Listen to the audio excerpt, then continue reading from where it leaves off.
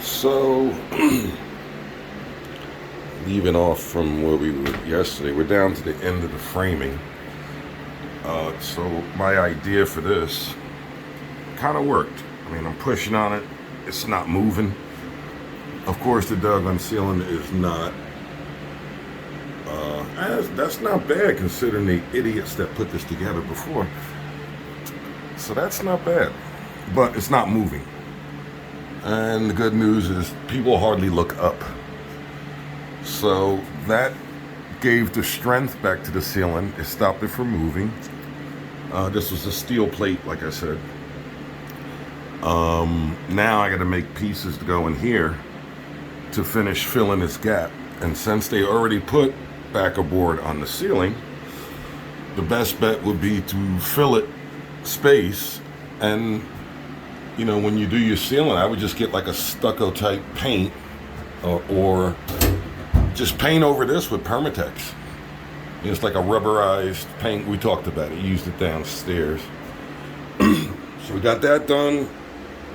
This is the support for the sink. It's a pedestal sink, but this holds it against the wall so it doesn't move. And also it gives you the option that, let's say in the future you want to get rid of the pedestal sink and get a regular one. Now you could have a sink like downstairs. So it's, you know, for support. We found our center line. That's what that line is. It's the center line of the drain down there. So we want to use that as a reference point. This is the block we made up pieces for the medicine cabinet. If you sit back and look at it, it's kind of symmetric in the center. We did dry fit the medicine cabinet and it worked. What else did we do? We drilled these holes through here for the electrician, that brilliant, brave electrician, and pulled the holes down through the wires because we're ready to close this wall. This wall, we did the same thing. This wire was up in the, over here somewhere, and I think it was a switch in this corner for this light in the hallway.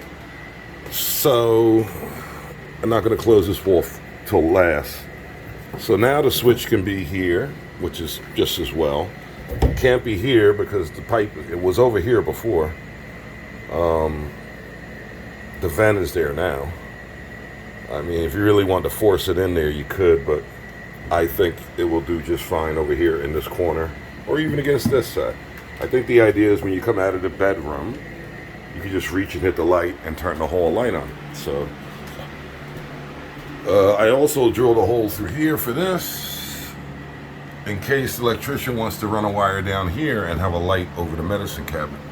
I'm doing all that now because once I close this wall off, you won't be able to do it. So there you go. Trying to figure out the sheetrock. My inside corner here is fatter. That means the piece on this wall needs to go first, and then the piece this way.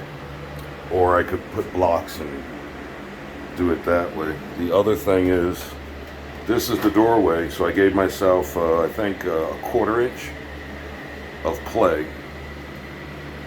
on the sides of the door. This is pretty stiff, but I'm still feeling I might do what I did here, which is put another block. Because what happens is after slamming that door after 15 or 10, 15 years, usually a single stick stud like that, you don't do it on doorways or windows because you have action there. And a single stick standing up like that might last, but down the road, usually the spackling or the joint compound starts to crack. So it's no big deal. It's one 2x4. The only one left, really, of all the framing that was done.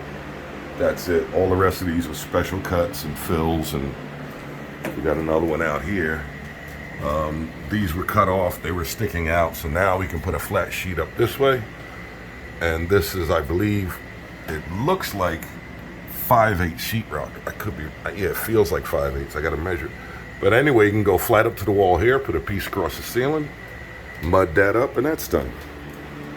So we're going to get on to finishing this stud, and then we're going to the kitchen. we'll be in the kitchen before the end of the week. So see you on the next one.